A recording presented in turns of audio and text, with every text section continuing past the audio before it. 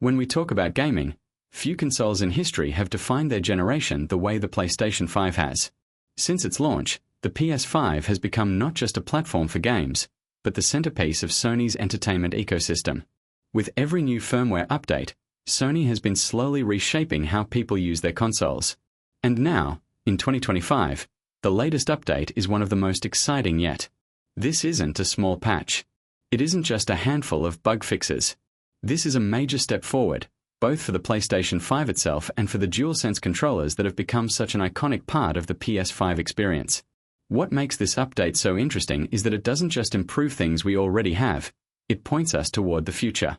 A future where Sony could be preparing us for something much bigger, like the long-rumored return of a handheld PlayStation system. So let's break down exactly what's happening in this update, why it matters, and what it means for where PlayStation is heading next. DualSense multi-device pairing, a long-awaited fix. The first and perhaps most noticeable change is with the DualSense controller. For years, PlayStation fans have had one complaint that just wouldn't go away. Switching your controller between devices was a hassle.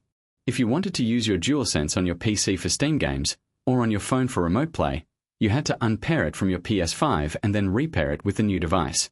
And when you wanted to go back, you had to go through the same process again. It was clunky. It was frustrating.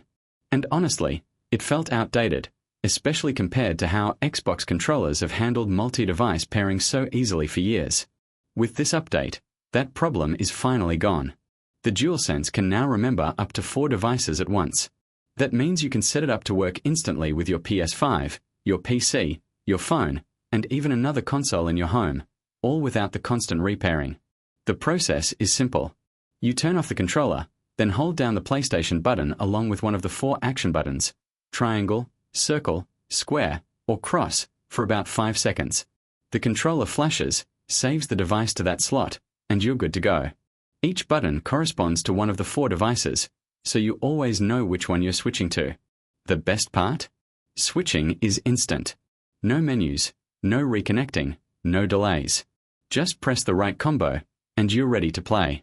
It sounds like a small feature, but it's actually a massive quality of life change.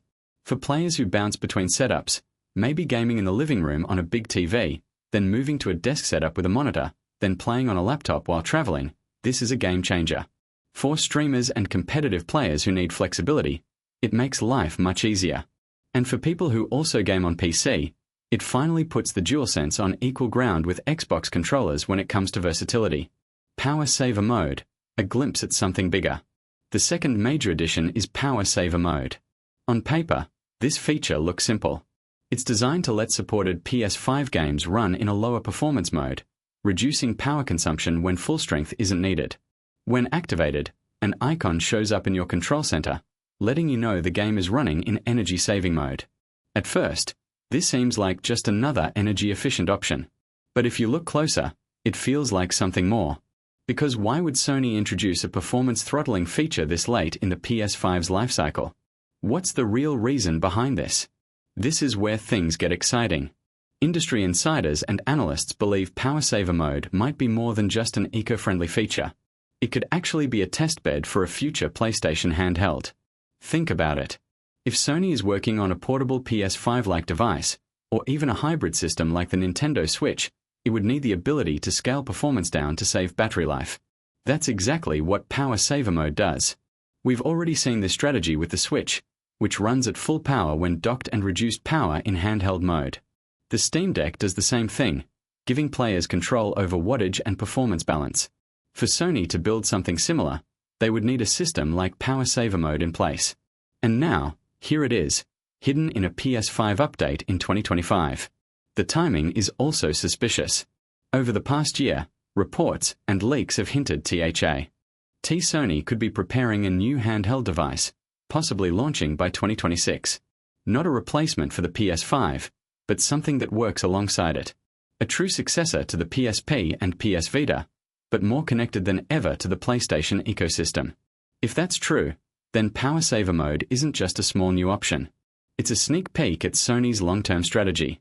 Stability, performance, and UI improvements. No PlayStation update would be complete without the usual notes about stability improvements. And yes, those are included here as well. But this time, the changes feel a little more noticeable. Early testers have reported that the PS5 menus feel snappier. UI transitions are smoother. Navigating the interface feels more polished overall. It's not a dramatic overhaul, but it's the kind of refinement that makes the console feel fresh even years after launch. Sony has also made small adjustments to layouts and how information is displayed. Things like messages and notifications now look cleaner. These are little details, but they add up. Over time, they create a smoother, more modern experience. This is part of a larger trend. Sony has been steadily refining the PS5 interface since launch. They've added features players have requested, like 1440p display support, VRR improvements, and Discord voice chat integration. This latest update continues that pattern, keeping the system evolving, not stagnant. Why this update matters. When you put all these features together, multi-device pairing, power saver mode, UI refinements, it paints a bigger picture. This isn't just about fixing small annoyances. It's about preparing for what's next. Multi-device pairing makes sense in a world where Sony expects you to use your controller across more than just one PlayStation. Maybe a console, maybe a PC, maybe a handheld, maybe even future cloud devices. Power saver mode makes sense in a world where Sony is testing technology for portable or hybrid systems. Something that needs to balance performance and battery life. UI refinements make sense in a world where Sony is preparing the PlayStation ecosystem to expand, keeping it sleek and future-proof. When you connect the dots, this update feels less like maintenance and more like strategy. A quiet hint that Sony is already thinking about the next phase of PlayStation. The features fans still want. Of course, no update is perfect. Even with these exciting changes, there are features fans are still asking for. Custom wallpapers and themes, for example. The PS4 had them, but the PS5 still doesn't. Folder organization is another request. Yes, we have game lists now, but many players want more customization to keep their libraries neat. Then there's Quick Resume. Xbox Series X allows players to suspend multiple games at once and instantly switch between them. The PS5 still doesn't have that. And of course, backward compatibility. Fans continue to hope for native support for PS3, PS2, and PS1 games, without relying on cloud streaming. If Sony really wants to win long-term loyalty, these are the kinds of updates that could make a massive difference. A step toward the future. So what's the takeaway? This new PS5 update is more than just a set of quality-of-life improvements. It's a preview of what's to come. The DualSense controller finally works the way it always should have, giving players seamless flexibility. Power saver mode could be the first breadcrumb leading us to a brand new PlayStation handheld or hybrid system.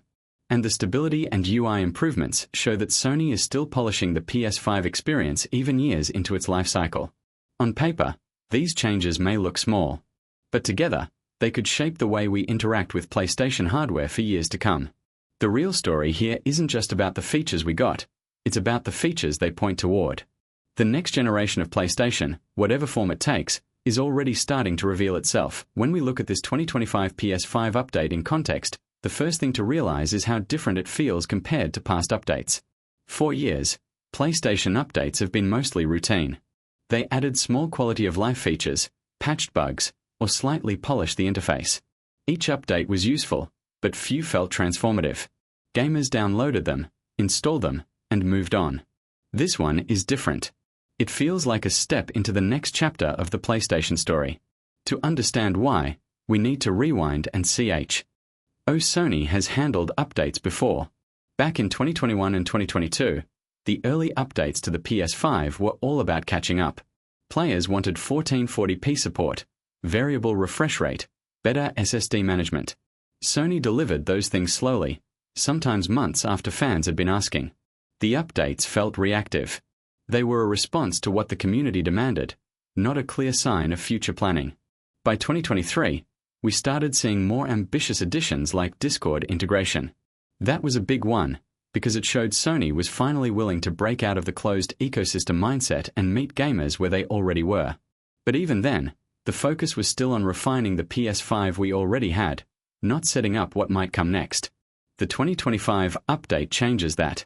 DualSense multi-device pairing is not just a convenience. It tells us Sony expects the controller to travel with you beyond one PS5. It assumes you'll be moving across platforms, and it prepares the hardware for that. Power saver mode is even more revealing. It only makes sense if Sony is testing a portable or low-power environment. Taken together, these features show strategy, not reaction. They're clues about the future.